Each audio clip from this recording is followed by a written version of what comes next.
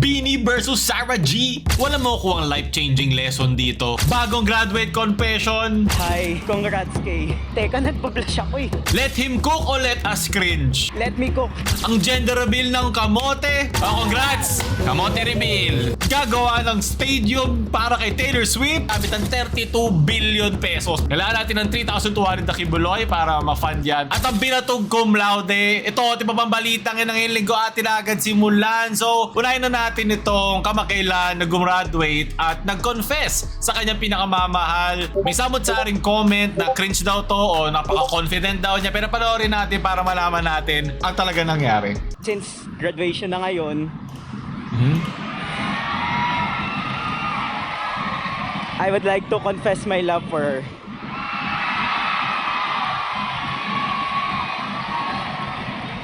To my potassium, my vitamin K.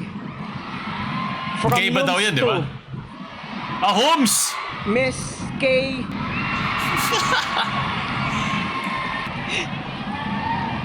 Hi, congrats K. Teka, nagpa-blush ako eh.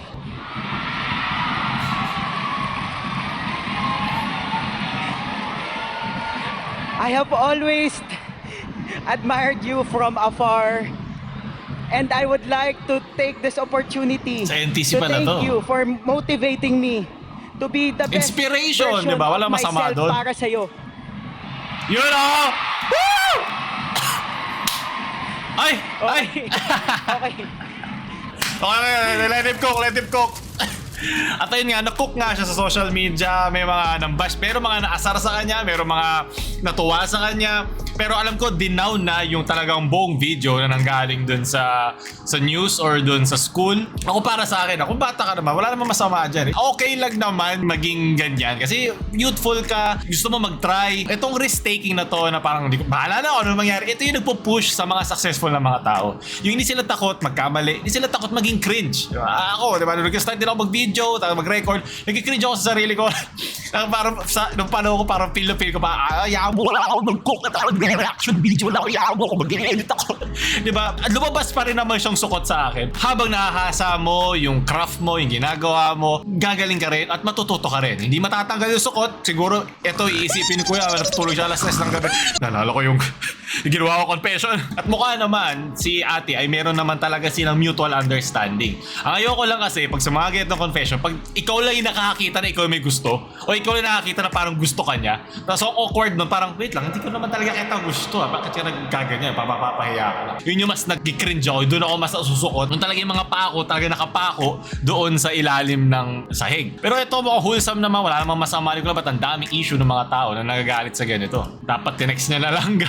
Wala naman, alam mo yun, hayaan mo na lang, let them try. Wala namang masama doon eh. Sana lang magkakakilala sila at talagang totoo naman na meron silang mutual understanding.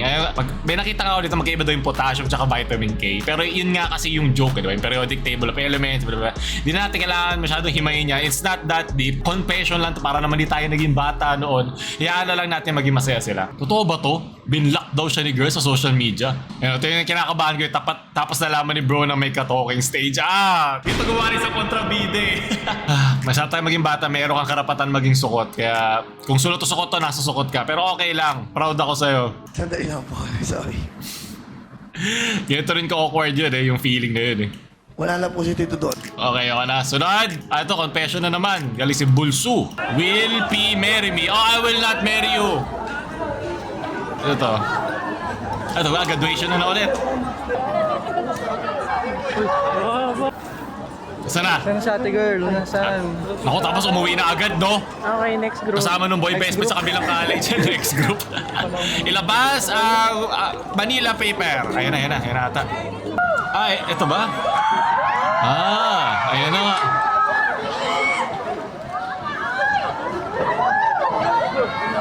Asan na siya? Bakit? Sundan mo naman. Ayan nga, oh. Ayun. Galing na cameraman natin. Pumayag siya. Yay! Congrats!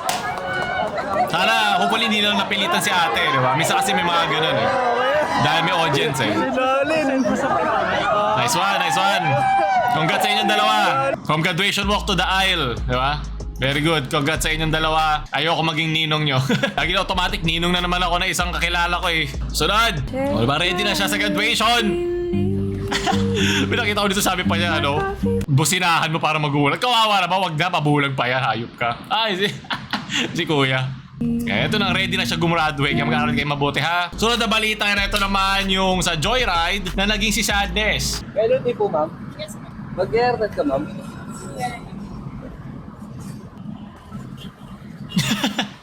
Handa na si ate sa manufacturing.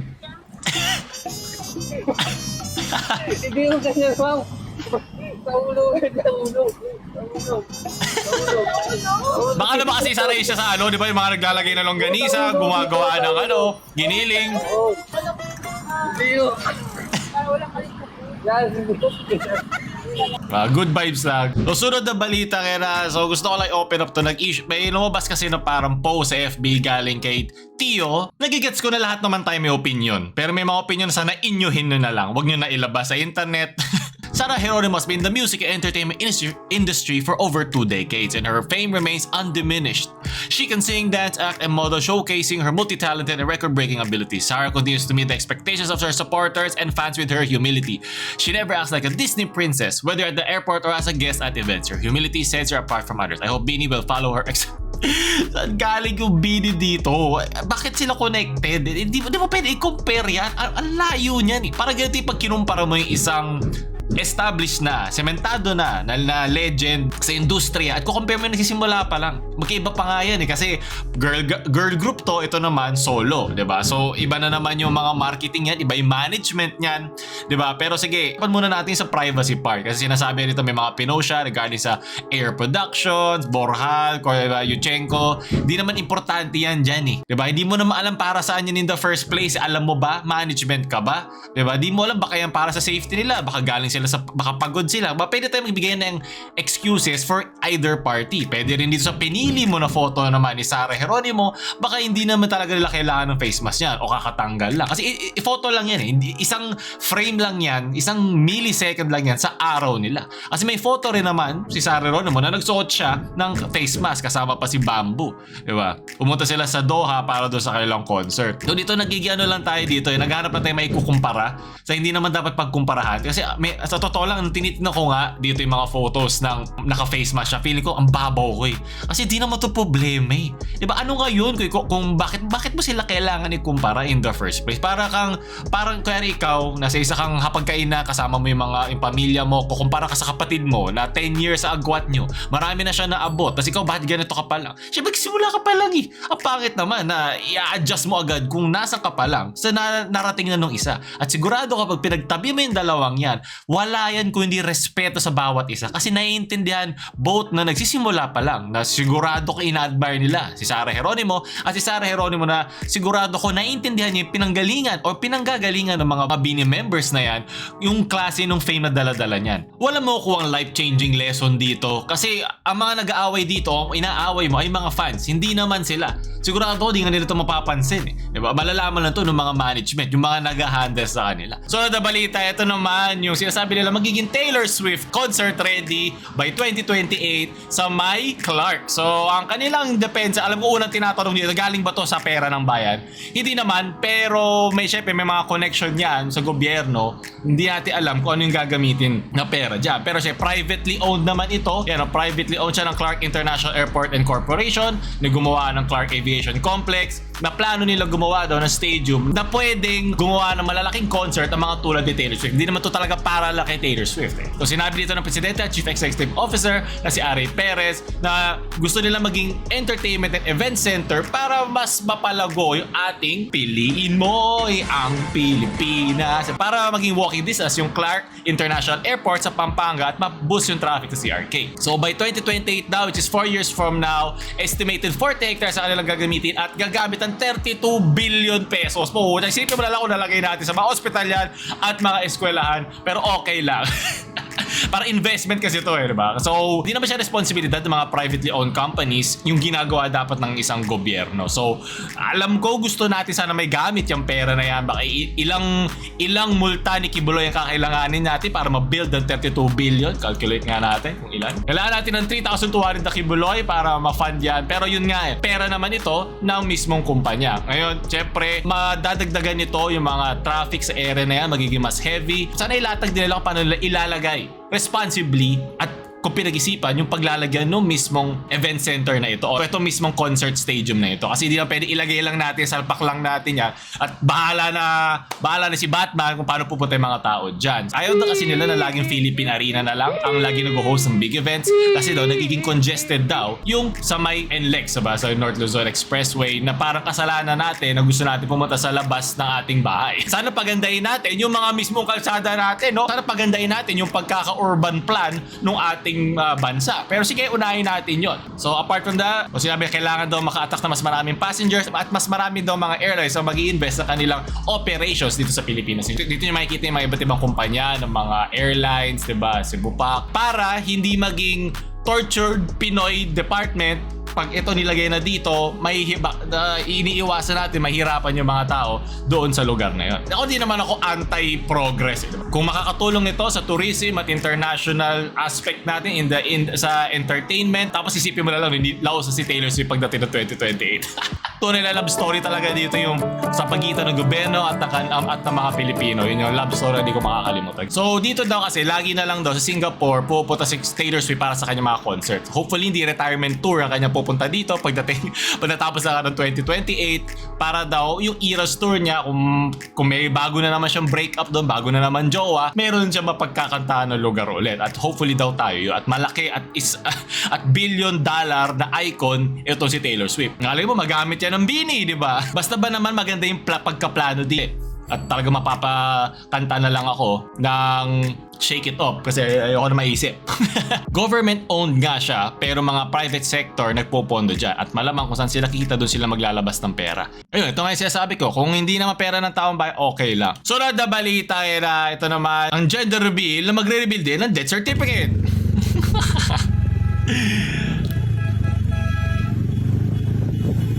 Hopefully walang tao, masyado ata mausok yung nasa likod niyan. Hopefully kumuha kayo ng permiso sa barangay o kung sino mang samang lugar ito.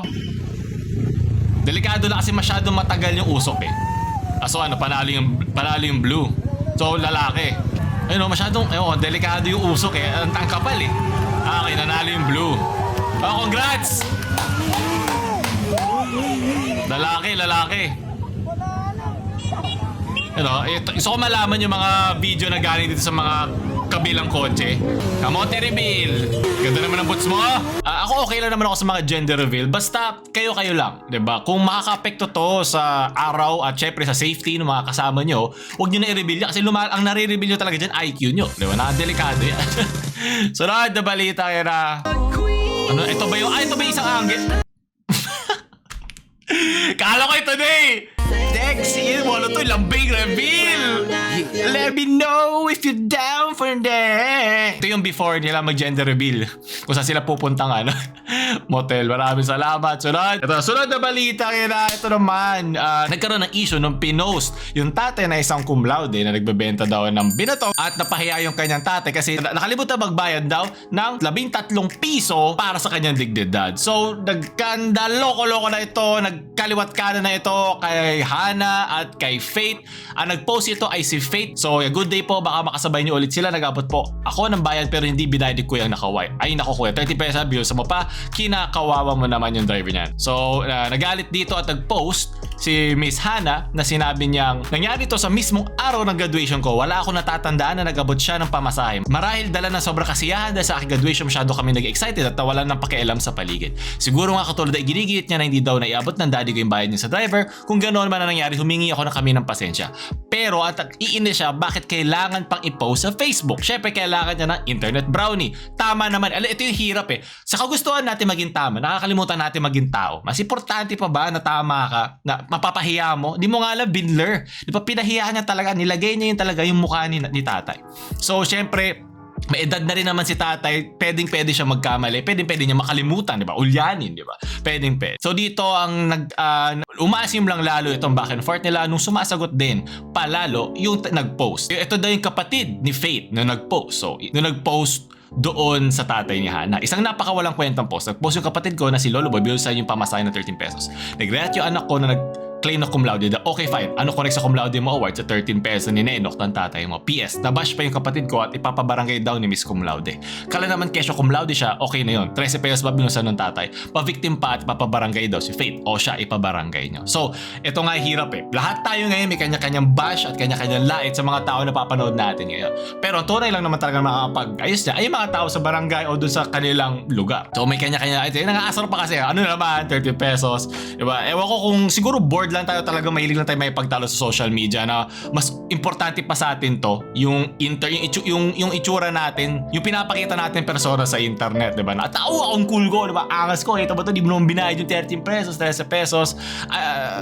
'Di ba? Kahit hindi natin malaman yung kinatapusan nito, hindi naman natin kailangan yun makita. Importante yung bakit to kailangan magsimula ng ganito. An ounce of prevention is better than a pound of cure. At kung papoundan yung kukutuhan ko nga, sabihin lang natin hindi nga nabayad ni tatay. Wala namang mali siya. Nagkamali, nakalimutan lang, excited lang doon sa pupuntahan ng graduation ng kanyang anak. Ang i-shame natin yung act. Huwag natin i-shame yung mismong tao. Parang yung hindi naman sigurado yung ebidensyang pinresenta ng mga taong pinapakita sa social media. Dinadagdagan lang natin ng asim ang social media na, alam mo yun, na hindi naman na dapat nagkaroon. Okay na sana kung talagang kupal si tatay, di ba? Kung talagang kupal yung ipopost mo, payain mo, okay lang naman yun eh. Pero kung geto hindi naman tayo sigurado at hindi naman tayo sure, mas malaki pa yung babalik. Two wrongs don't make a right. Babalik lang sa'yo din yan. So, sunod na balita kaya na, ito naman yung si kay Eminem. Head honcho ni Eminem. Steady hitting, getting dubs. Just wait till we get the guns out. 45 na kalibre o 9 ikaw na ba? Hey! Pucha! Camila! At sa dala-dala ni Easy Meal, 'di ba? Yung Pilipinas, nakuha na natin international scene na kay Eminem na tayo. Dati nips lang. Sunod na balita at panguli, kabakelan, nahack ang YouTube channel ni Ben and Ben at ni Rico Blanco. Bakit stablecoin pa yung pina-plug? Pero yun nga mag-ingat na lang tayo lalo na sa mga influencers dyan, magsisimula ang gumawa ng channel o matagal na sa channel. Huwag kayong magkiklik ng kung ano-ano, palitan nyo lagi ang password nyo, clean nyo yung cache, clean nyo yung cookies, lahat na pwede nyo linisin gawin nyo. Walang masama maging safe ngayon kasi syempre talamak ang mga phishing, talamak ang mga hacking, talamak ang mga viruses, alam niyo naman yan.